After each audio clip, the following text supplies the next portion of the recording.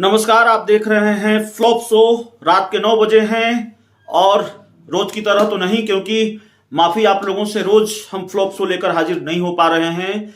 आगे इस चीज को ठीक करना है। रोज हम आपके बीच पहले की तरह फ्लॉप शो लेकर आएंगे, ये कोशिश होगी और बहुत जल्द हम ऐसा कर पाएंगे।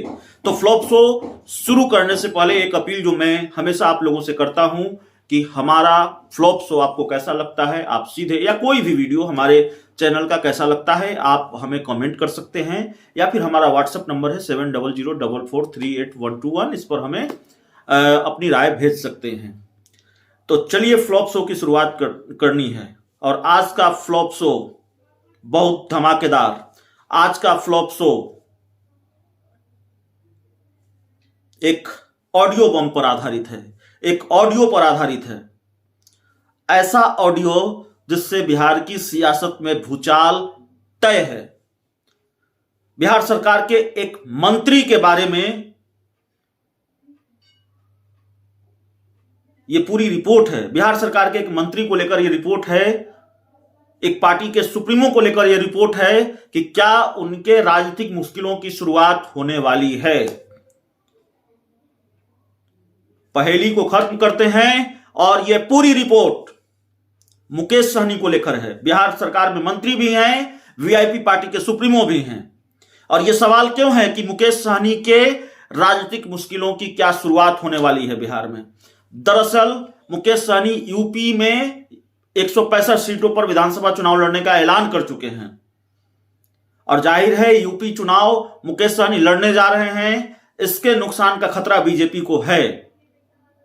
मुकेश सहनी कितनी सीटें जीत पाएंगे यह अलग सवाल है, लेकिन बीजेपी मुकेश सहनी के चुनाव लड़ने के खतरे को भांप गई है।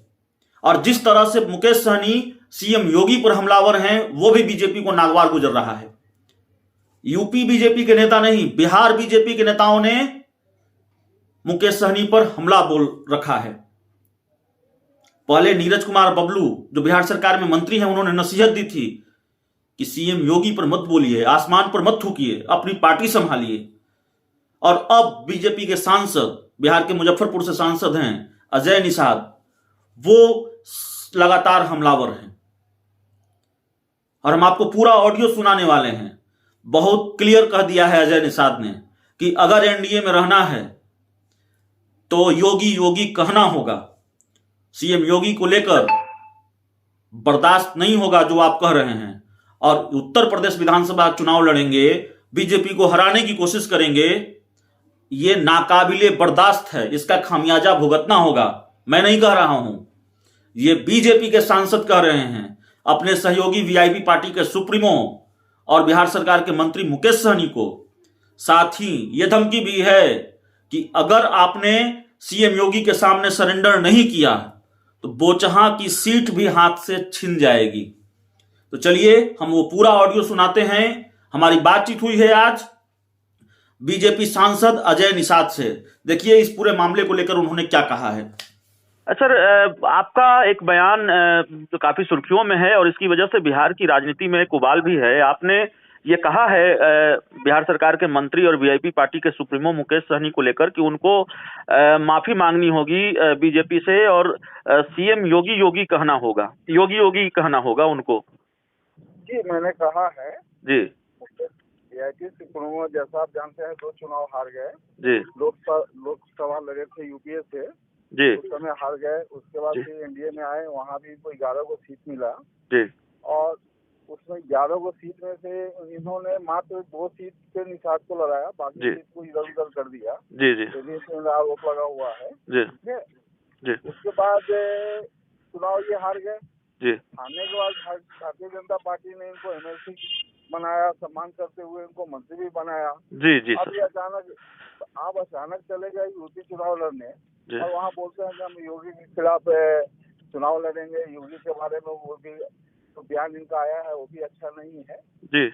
माननीय योगी जी हम लोग के सम्मानित नेता हैं जी और भारत के भविष्य भी है जी। तो उनके प्रति में इस तरह का बयान है, चुनाव लड़ने का घोषणा जो है कहीं से भी ठीक नहीं है हम लोग के लिए जी। और गठबंधन में रहते हुए और वो भी गठबंधन में रहते हुए, जी और इनका इतना कोई बड़ा कद भी नहीं है, जी। इनकी इतनी बड़ी पार्टी भी नहीं है, जो स्वयंभू पार्टी के स्वयंभू नेता हैं। जी।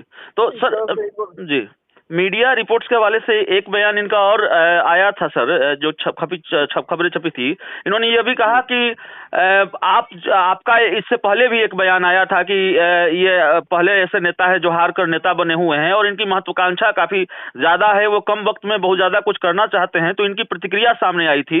इन्होंने कहा था कि आप बीजेपी के कहने पर भौंक रहे हैं।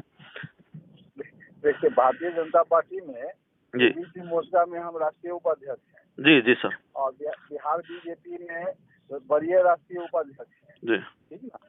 तो एक जिम्मेवार पोस्ट पे हम हैं, जी हमको किसी के कहने पे कोई ज्ञान देने का क्या मतलब है। हमको जी। जो भी जो लगेगा पार्टी जी। के हित में है, जी तो हम यहाँ पर जो तकरार करना है और जो बात बोलनी है तो बोलेंगे ही ना। जी। तो आप जो कह रहे हैं सर, अभी आपने फोन किया, हमसे बोला कि आपका इंटरव्यू लेना है, तो हमने ये तो नहीं कहा कि आप फोन होल्ड कीजिए, हम किसी से पूछते हैं। जी जी सर। नहीं सर, हम ये जानना चाह रहे थे, आप जो कह रहे हैं वो पार्टी की ऑफिशियल लाइन है, और हम ये कह सकते हैं आपके बयान के आधार पर कि ये बात बीजेपी को बहुत नागवार गुजरी है कि गठबंधन में रहते हुए मुकेश सहनी एक तो उत्तर प्रदेश में चुनाव लड़ रहे हैं और दूसरा सीएम योगी के खिलाफ लगातार बोल भी रहे हैं।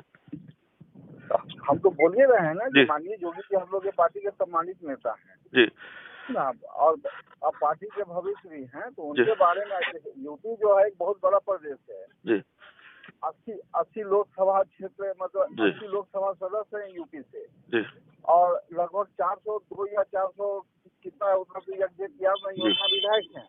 जी तो एक बड़ा एक क्षेत्र है, उस क्षेत्र में जाके आप काम को सत्यानाश कीजिएगा, पार्टी को हराने के लिए काम करेगा, तो पार्टी कभी भी बर्दाश्त नहीं करेगी। जी।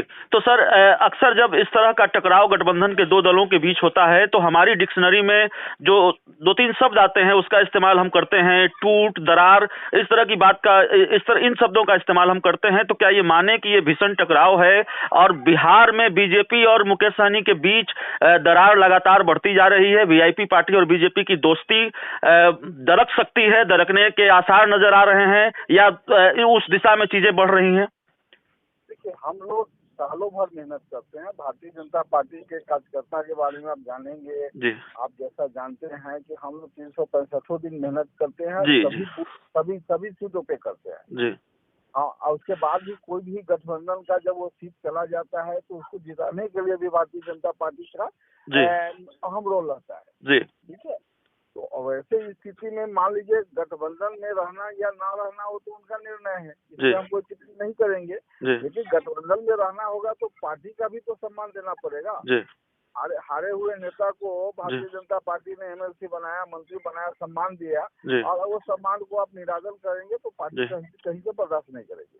तो एक आखिरी सवाल है सर कि क्या जिस तरीके से यूपी में चुनाव लड़ने जा रहे हैं मुकेश सहनी और सीएम योगी या बीजेपी से जिस तरह का टकराव है, बीजेपी को ये बात नागवार गुजर रही है, इसका नुकसान बिहार में मुकेश सहनी को हो सकता है, चाहे वो उनके एमएलसी का जो एक्सटेंशन है उस संदर्भ में इसको देखा जाए, या फिर बिहार में एक सीट पर उपचुनाव भी होना है बोचहा की सीट पर, इस लिहाज से मुकेश सहनी को नुकसान हो सकता है?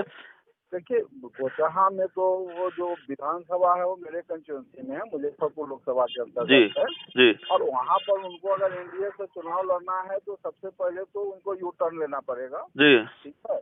एनडीए से अगर मदद उनको लेनी है तो सबसे पहले उनको यूपी चुनाव छोड़ना पड़ेगा जी और आके यहाँ योगी जिंदाबाद करना होगा, तभी कोई उपाय है। जी। दोनों जगह में दो चीज नहीं हो सकती है। जी। दो नाव की सवारी मुकेश सहनी नहीं कर सकते। नहीं कर सकते।